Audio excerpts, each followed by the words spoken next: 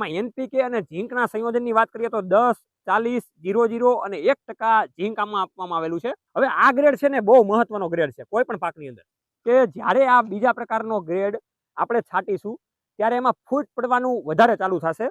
હવે ફૂટ પડીને આપણને શું ફાયદો થાય એની આપણે વાત કરીએ તો અહીંયાથી તમે જે બ્રાન્ચ જોઈ શકો છો એ એક પ્રકારનો નોડ છે, આ બીજા પ્રકારનો નોડ છે. આ બંને વચ્ચેનું જે અંતર છે એને ઇન્ટરનોડ કહેવામાં આવે છે ટેકનિકલ ભાષાની અંદર, જેથી કરીને ડાળીઓની સંખ્યા વધારે ફેલાશે અને ઘટાદાર વટવૃક્ષ જેવા પ્રકારનો છોડ બનશે 20 થી 25 દિવસનો થાય ત્યારે. તો તમે જોઈ શકો છો કે વધારે ડાળી ફૂટવાને કારણે એમાં જે ફ્લાવરિંગ આવવાનું હોય એ પણ આપણને વધારે દેખાઈ શકે છે, એ પણ તમે જોઈ શકો છો. તો આ નાઇટ્રોજનના કારણે આ થશે, પાંદડાની સાઇઝ વધારે મોટી અને વધારે પ્રકારના પાંદડા આવશે. હવે જ્યારે આની અંદર ફોસ્ફરસ રહેલો છે એ આ જે ડાળીની પર્ણદંડિકા છે એને વધારે મજબૂત બનાવશે, જેથી કરીને ગમે એટલો પવન આવતો હશે એની સામે પણ ટકવાની સારી એવી શક્તિ આપશે.